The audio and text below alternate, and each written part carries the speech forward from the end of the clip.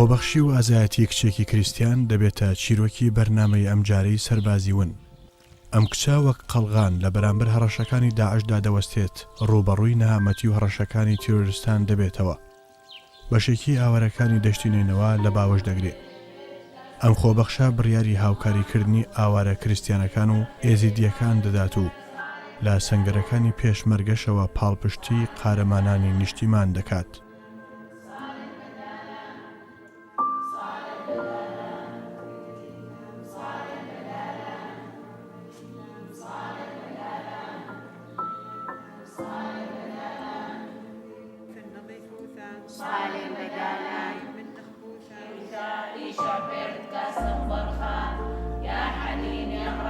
ئێستا وای لێ هاتووە هەمووان ئەم کچە دەناسن و بە چاکەخواز و خێرخواز وەسفی دەکەن. کەنیسا زۆر پاڵپشتی ئەم سەربازە و نەدەکات، چونکە هۆکارێک بوو بۆمانەوەی ئەم خەڵکەی لێرە نوێژ دەکەن و نزاکانیان دەگەیەنە ئاسمان.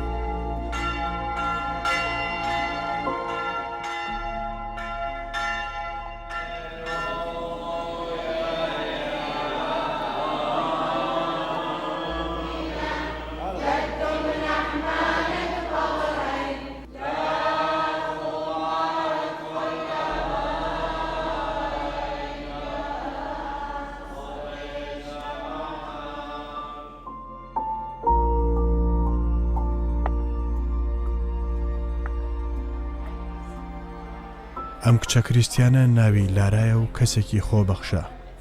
ئەم خۆبەخشە سەرڕای مەترسی و زەحمەتی لەسەر ژیانی، بەڵام لە هەنگاوەکانی ناوەستێ بۆ بەخشینی ئیرادە و وزەی نوێ بۆ لە باوەشگرتنی ئەوانی ژیانیان لێزەوت کراوە و ماڵ و حاڵیان داگیر کراوە و ماڵوێرانی جەنگ ڕووی تێکردوون.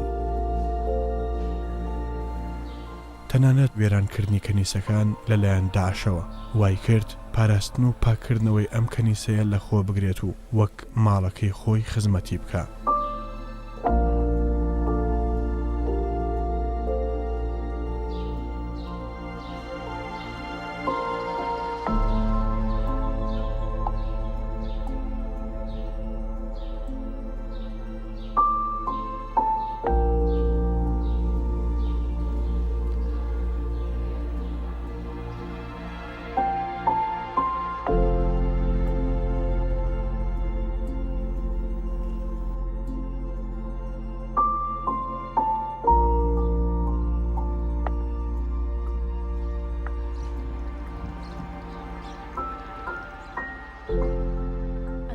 أنا لارا زرا من مواليد 1982 بكخاهيانغو القش. من لارا یوسف زەرام لە ساڵی 1982 لە شارۆچکەی ئەلقوش هاتمە ژیان. پیشەی سەرەکی من مامۆستای زمانی سریانیم. جیا لە پیشەی مامۆستاییم لە ساڵی 2002 وەک چالاکوانی سیاسی و کۆمەڵایەتی کارم کردووە. هەروەها لەو کاتەی داعش چوان نێو موسڵ و دەشتینەینەوە من وەک خۆبەخش لە شاری دهۆک وەک هەماهەنگکاری کاروباری ئاوارەکانی شارەدەی ئەلقوش دەستم بە کاری خۆبەخشی کرد. ئەو کات ژمارەی ئاوارە مەسیحیەکان 2000 خێزانی شارۆچکەی ئەلقوش و دەوروبەری دەبوون. محافظة دهوك كمنسقة شؤون النازحين ناحية القش. فعلا تقريبا 3000 نازحين موجودين ناحية القش متواصل لە کاتی هاتنی ئاوارەکانیش من خۆم لە خزمەت ئەو ئاوارانە بووم و هەماهەنگیم کرد لە نێوان ئاوارەکانی ئەو ناوچانە و دەستگا خێرخوازیەکانی هەرێمی کوردستان و هەروەها ڕێکخراوە نێو دەوڵەتیەکان. ئەو کارەشم لە ڕێگەی پارێزگای دهۆک بۆ گەیاندنی پێداویستی مرۆیی بوو بۆ ئەوەی تۆزێک لە نەهامەتیەکانیان کەم بکەمەوە. منظمات إنسانية بالخي ودعمي والعيش السلمي. کارم لەگەڵ زۆر ڕێکخراوی مرۆیی کردووە بۆ خزمەتکردن بە ئاوارەکان. هەروەها بەشداری چەندین خولی جیاوازم کرد لەسەر پێکەوە ژیان و توانامرۆیەکان و هەروەها چارەسەری ناکۆکی و پێکەوە ژیان و مافی پێکهاتەکان لەو ناوچانەدا. دورات عن مهارات التفاوض وحل النزاعات، دورات عن التعايش السلمي، دورات عن حقوق المكونات.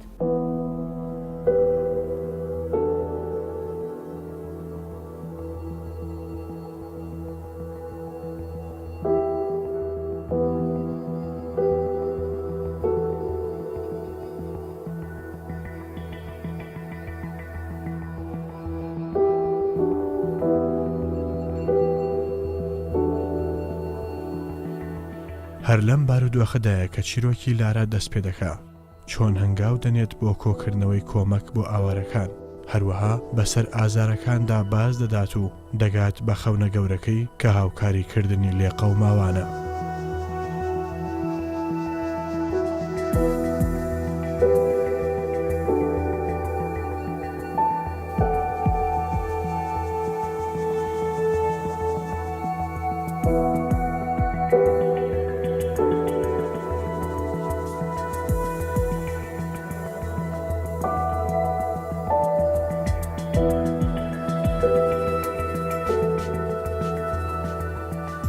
ئەو سەرەتا لە ڕێگەی ڕێکخراوە ناوخۆیەکانی کوردستانەوە دەست پێ دەکات تا بەهانای ئاوارەکانی ناوچەی دەشتی نینەواوە بچن، دواتر سنووری وەرگرتنی هاوکاریەکان فراوان دەکات بۆ ڕێکخراوەکانی دیکەش.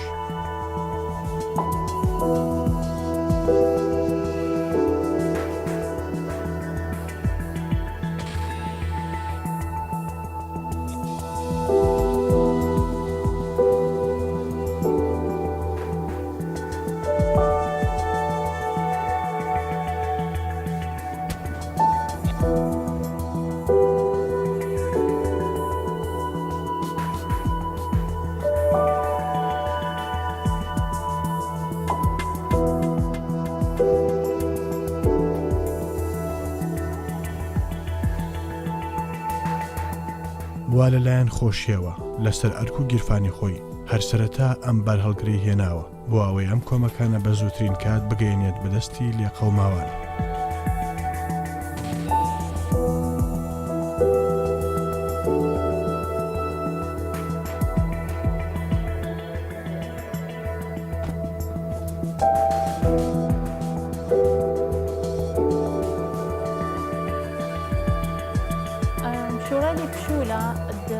تطوع دقيقة خدمة نازحين. ئەو کاتەی داعش هاتە مووسڵ و ناوچەکانی داگیر کرد و کەلتوری ئێمەی لە بەشێک لەم ناوچانە تێکدا و وێرانی کرد، ئەوە بۆ هۆکارێک کە بڕیارمدا وەک خۆبەخش دەست بەکار بم. ئەوە بوو لە پارێزگای دهۆک هەنگاوەکانی ئەم کارم دەست پێ کرد. ئەم کارم هەڵبژارد تا بتوانم هاوکاری بگەینمە دەست ئاوارەکان. ئەم ئاوارانەش دەکەونە دەرەوەی سنووری هەرێمی کوردستان، چونکە ئەلقوش سەر بە ئیدارەی نینەوایە، بەڵام بە شێوەی کردداری و سەرەکی لەلایەن هەرێمی کوردستان خزمەتگوزاری بۆ دابین دەکرێت.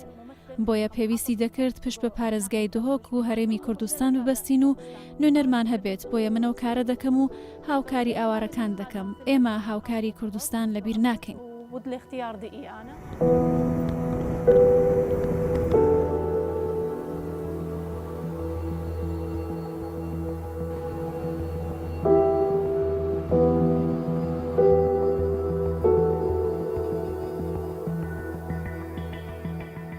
لە هەوڵەکانی بەردەوام دەبێت و لە هاوکاریکردنی ئاوارەکان لە هەموو ڕێیەکەوە درێغی ناکات، هەموو کارێک دەکات و لە هەموو دەرگایەک دەدات تا تۆزێک لە ئازارەکانی لێقەوماوان کەم کاتەوە.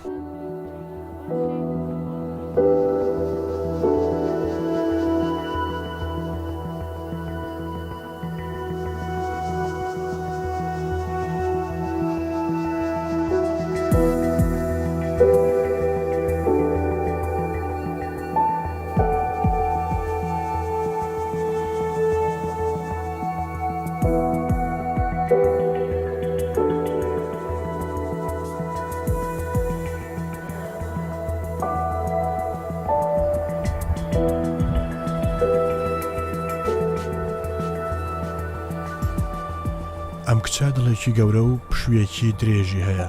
لە کاتێکدا ملیۆنان کەس ڕوودەکەنە ئەوروپا، بەڵام ئەو ئەم جۆرە ژیانە ڕەت دەکاتەوە کە خۆی لە ئارامیدا بژی و هاودین و هاونیشتیمانیەکانی لە ئازار و مەینەتیدا بن و باوەشی نیشتیمان بە هەموو ئێش و ئازارەکانیەوە هەڵدەبژێرێ.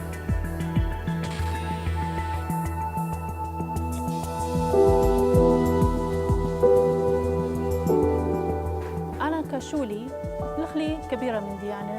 ئەو کارە خۆبەخشی کردومە تەنها لە چوارچێوەی خزمەت بە ئاوارەکان نەبووە، بەڵکو نەک تەنها بۆ ئاوارەکان کارم کردووە، بەڵکو هەنگاوم ناتە هاوکاری هێزی پێشمەرگە بکەم و لەگەڵ هەر دەستپێکی شەڕی داعش پێشمەرگە لە تەواوی بەرەکانی جەنگ پێویستی بە پاڵپشتی معنەوی هەبوو. كل عنده كان بحاجة ويا بيشمرقة الدعم ديا، چونکە ئەوان لە پێشەوەی شەڕ بوون و پێویست بوو ئێمە لە دواوە پاڵپشتیان بین. ئەو کاتانەی ئەوانی شەڕیان دەکرد ئێمە بەردەوام هاوسەنگەر بووین و پاڵپشتی ئەوان بووین. أموخني وكلا لأنه أدهاو بجو ساحة قتال شد أمرق جو شر. لە ناوچەکانی خۆمان هەرگیز لە بیرمان نەدەکرد بۆ ئەوەی ئەوان چاونەترستر بن و بەسەر دژمن سەر بکەون. بۆیە سەردانی زۆربەی میحوەرەکانم کردووە، نەک تەنیا سەردان بەڵکو لە کاتی بۆنەکانی نەورۆز ئاهەنگمان بۆیان ساز کردووە و لە بۆنەکانی تر لەگەڵ پێشمەرگە بەشدار بووینە و بۆیە بەردەوام هاوکاریمان گەیاندووە بۆ ئەوانیش بەپێی ئەو توانایی لە بەردەستماندا بووە، چونکە ئەوان ئێمە دەپارێزن، نابێت ئێمە هەرگیز لەبیر بکەین. وبسندي دغدي لأني بحماية أخني سندي وخطلاي. بۆیە هەوڵم داوە دەمانەوێت لە ڕێگەی ڕێکخراوە نێودەوڵەتیەکان بە دنیا بڵێین پێشمەرگە چۆن شەرەف و کەرامەتی ئێمەیان پاراست و قوربانیاندا لەم پێناوەدا کە چۆن بێجیاوازی لە دین و بیر و بۆچوون ئێمەیان پاراست. بۆیە بەردەوام دەمەوێت هاوکاری پێشمەرگە بم.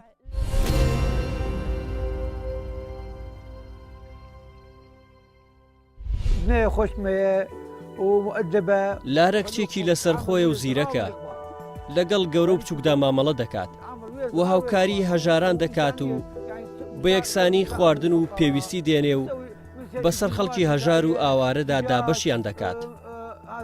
ئەو زۆر ڕاستگۆیە، بۆیە وێنەیەکی گەورەی ئەوم لە ماڵ داناوە ومخلصة بعملها ولحد الآن صورة مالها عندنا بالبيت الكبرى. بالنسبة لارا بەختە خۆش بەخت سەبارەت بە لارە ئافرەتێکی باش و خۆشەویستە، لێرە هەموو خەڵک دەیناسێت و زۆر هاوکاری خەڵک دەکات و بە جوانی کارەکەی ڕادەپەڕێنێت. دوێ فەتردا پرۆسی تشتێکی یە باش مژێدیت ئێدی تەشجیع خەلکێکن و خەلک پاڵدان و چۆنە دیف خەلکی دەوەرن ئەلکیش و منطقە گوندێکی یە ڕەحەتە و پێشمەرگەل پێشیۆمەیە مادام پێشمەرگەل پێشیۆمەیە دوێت ئەم هیچ نەبیت پشتا پێشمەرگای ئەم ڕابۆستین.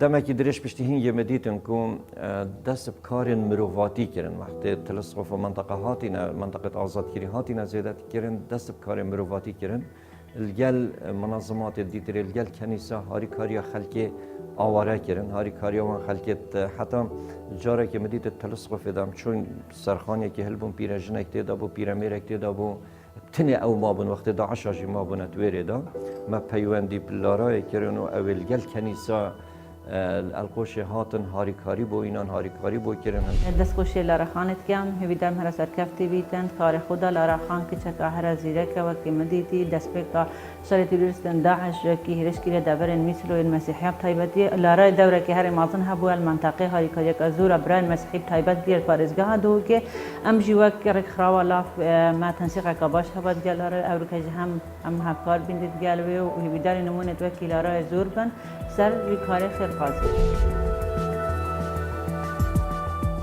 ئێرە بەنداوی مۆسڵە هێزەکانی پێشمەرگە سەنگەریان گرتووە بۆ پاراستنی خاکی کوردستان. پێشمەرگە و هێزە بوو کە دەستی درێژ و ڕەشی داعشان بڕی و تارمایی ئەم تیرۆرستانیان لە ناوچەکە دوورخستەوە و خاک و سەرجەم پێکاتەکانیشان پاراست. ئەم پاراستنە وای کردووە لارا لە بیری نەچێت و بەردەوام بێت لە هاوکاری ئەم هێزە پارێزەرە. ئەم کارەی لارا ماوەی 5 ساڵە بەردەوامە.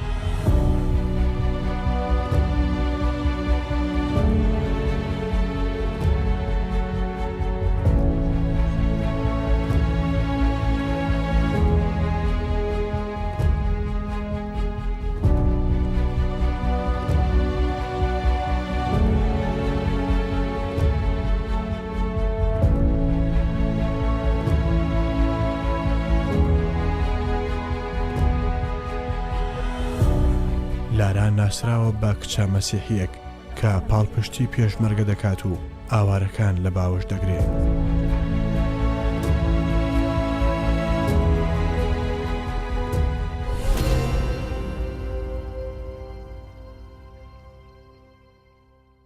دەستخۆشی لە گەلک خۆبەخشی مەدەنیەکان دەکەین ئەوانەی وەکو هاوکاری تەقدیمیان کرد بۆ پێشمەرگەی وەکو ئەوڕۆ خوشکەلارە کە لە هەموو بارەگای جەنگ دەگەڕێتن لەگەڵ هەموو پێشمەرگەکان هەموو فۆجی پێشمەرگەکان دەسوڕێ و یارمەتی مادی معنەوی غیدایی ممکنە نالێن زۆرە ئان کەمە لۆوان وەکو سەر لە غیدایەک تەقدیم دەکاتن بە زەمە وەکو پێشمەرگە گەلک دەستخۆشی لێ دەکەین.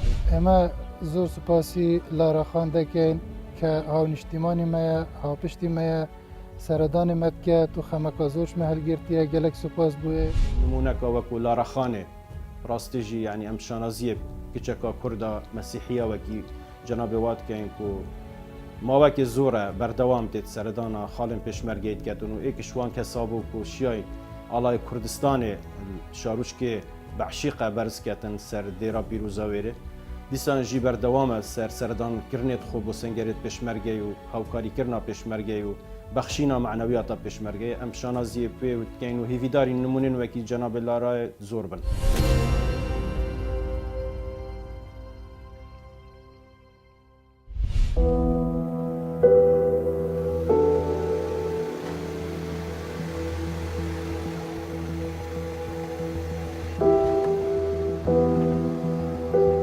ئیدی لێرە دەستەکانی خزمەت بەو کەسانە دەکەن کە لە زێدی باب و باپیرانیان دەربەدەرکراون و لە پێکەوتون و لە چاوەڕوانی دەستی خێری خێرخوازانن تا لە برسێتی و تینوێتی دوور بن و ئازارەکانیان ساڕێژ بکەن.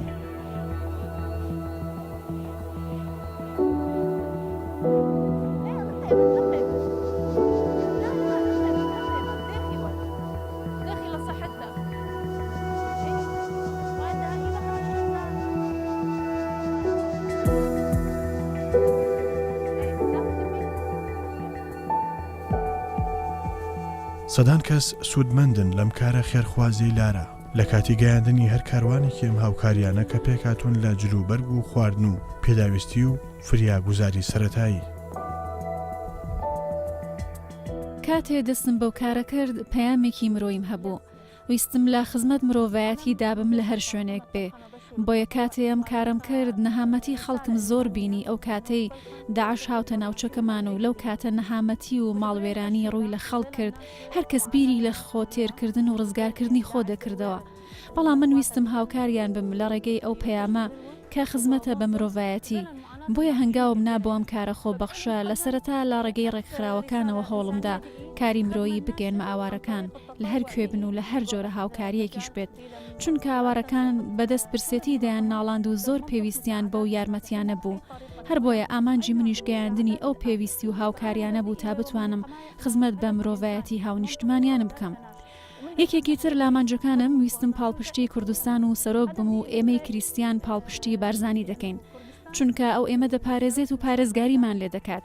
ئەگەر ئەو نەبوایە ڕەنگە کولتور و مێژوو و ئاسەواری ناوچەکەمان ئێستا لە تەفروت و ناوێرانکردن بووایە بۆیە ئەو کارە دەکەم و دەمەوێت هاوکاری خەڵک و ئەو کەسبم کە کوردستان و مەسیحیەکان و تەواوی پێکاتەکانیان پاراست وە گرنگ نییە لە بەرامبەر هەر کارێک دەستکەوتێکی مادیت هەبێت بەڵکو پێویستە خۆبەخشانە بۆ ئەم خاکە کار بکەین بۆیە ئێمە پاڵپشتی سەرۆک و کوردستان دەکەین و ئامانجی هەموو مەسیحیەکانیش سربەخۆیی کوردستانە.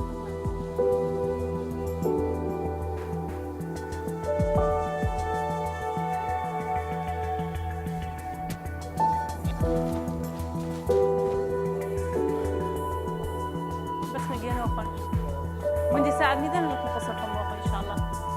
ليش مش نعمل؟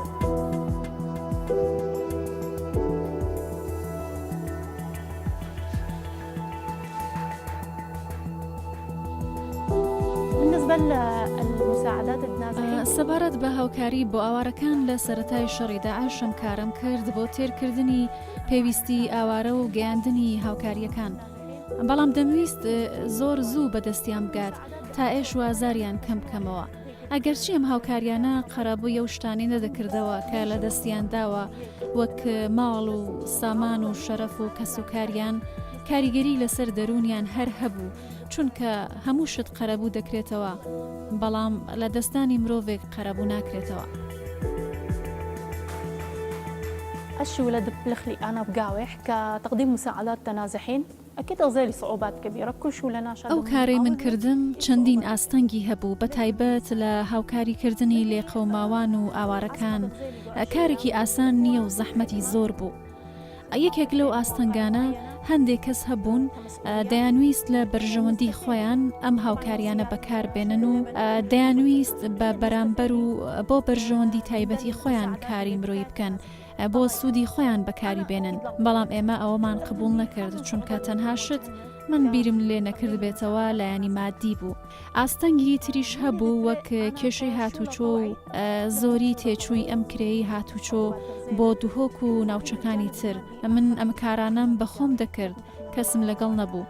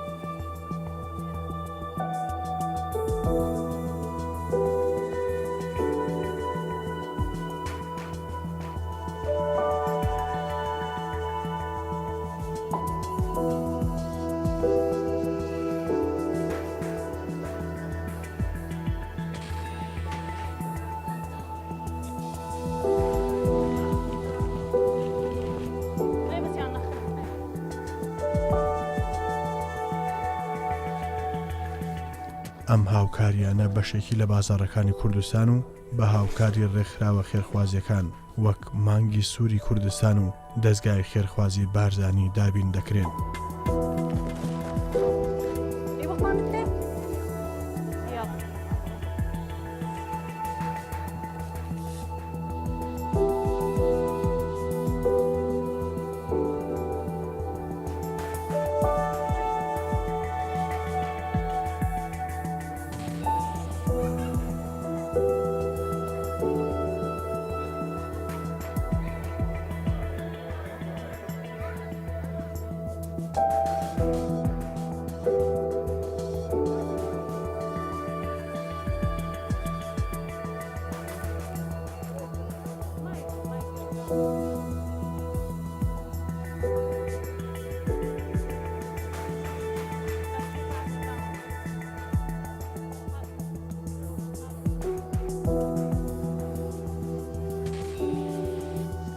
طبعا اتوخى جانب من المساعدات الصحية لا بس نازحين. هەروەها بەشێکی تری کارەکانم گەیاندنی هاوکاری تەندروستی بوو بە خەڵکی ئەلقوش ئاوارەی ناوچەکانی تر هەرچەندە نەمدەتوانی هاوکاری بگەێنم بە هەموو لێقەوماوان بەڵام ئەوەی لە دەستم هات توانیم بیکەم. زۆر جاریشە و کەسانی زۆر ناساغ بوون دەمگەیاندا نەخۆشخانە و چارەسەرم بۆیان وەردەگرت.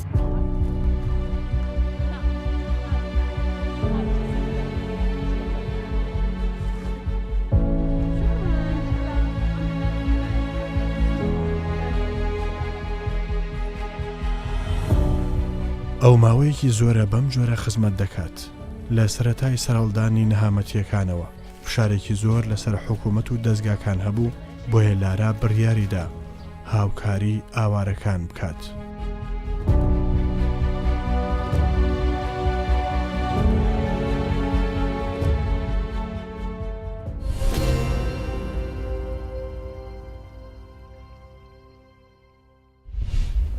سؤال قماية بالنسبة هەر لە سەرەتای شەڕ خوشکەلارە کاری لەسەر هاوکاری خەڵک دەکرد.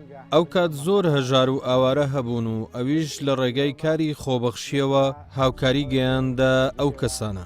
تاوای لێهات ئەو کارە تایبەتەکانی خۆی پشتگوێ خست و هاوکاری و هەماهەنگی لەگەڵ ڕێکخراوەکان کرد بۆ بەهاناوە چوونی ئاوارەکان.